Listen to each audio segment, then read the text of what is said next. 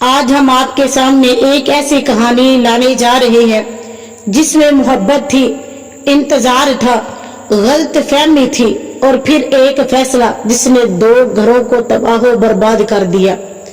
ये 19 मई का दिन था, सना यूसुफ की सालगिरह का दिन, और वो उमर हयात दिल में बहुत सी उम्मीदें लेकर फैसलाबाद से इस्लामाबाद आता है।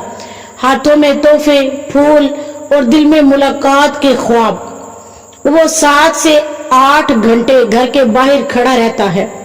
सना यूसुफ को बार बार फोन करता है लेकिन कोई जवाब नहीं मिलता।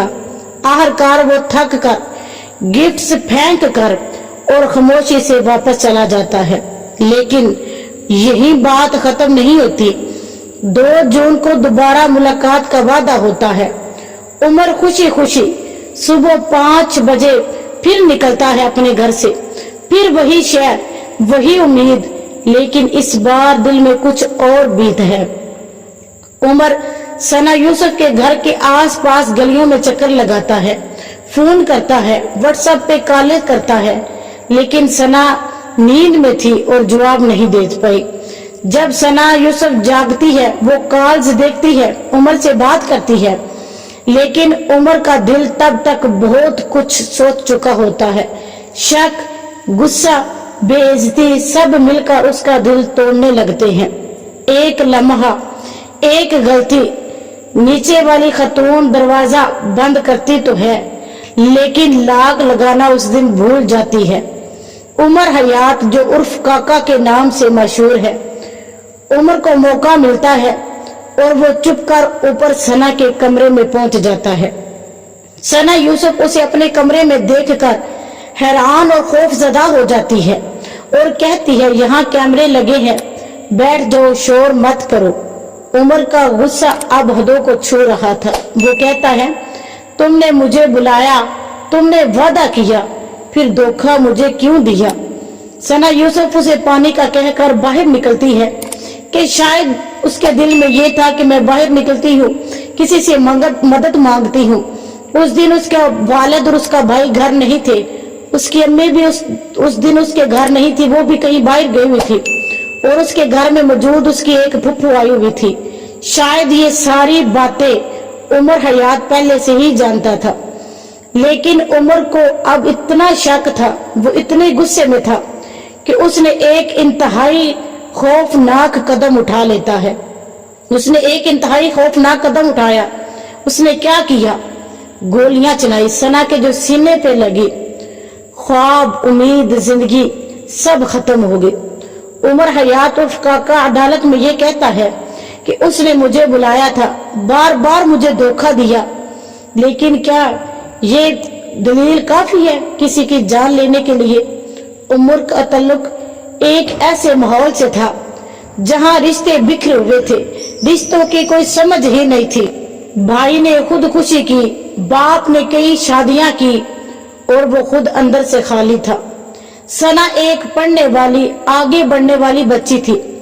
ख्वाबों की एक दुनिया थी उसके पास, लेकिन एक लड़के के गुस्से और गलत फैसले ने उसकी दुनिया ही छीन ली। क्या एक वादा, एक धोखा, एक फायर और 2 खानदान बर्बाद, क्या यही मोहब्बत है या सिर्फ एक अना थी? क्या यही एक वो मोहब्बत है जो एक बच्ची की, मासूम बच्ची की जिसने जान ले ली? ये उसको कोई हक नहीं था कि वो किसी की जान लेता। मेरी इस्लामी बहनों और भाइयों, अपने घरों में ऐसा माहौल बनाओ कि आपके बच्चे और आपकी बच्चियां क्या करती हैं इस चीज की आपको खबर हो। इस चीज का आपको इल्म होना चाहिए कि हमारे बच्चे या बच्चियां कहाँ जा रहे हैं, वो क्या करते हैं, किससे मिलते हैं, क्या बातें करते हैं, कहाँ घूमने जाते हैं। अगर बच्चियां या बच्चे किसी यूनिवर्सिटी, कॉलेज या हॉस्टल में रहते हैं तो खुदारा आप उन पे नजर रखो, उनकी खबर लिया करो, देखा करो वो क्या करते हैं। इस एक हादसे ने एक मासूम सी बच्ची जिसके चेहरे पे बहुत ज्यादा मुस्कुराहट थी, एक छोटी सी उम्र 17 साल जिसकी उम्र थी, उसने भी दुनिया में देखा ही क्या था, एक लड़के ने उसकी जिंदगी छीन ली।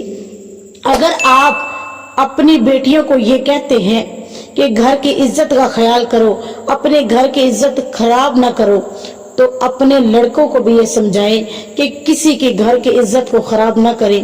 اگر آپ کے گھر کی عزت ہے تو لڑکوں کے ذریعے آپ کسی کے دوسرے کے گھر کی بھی عزت ہے۔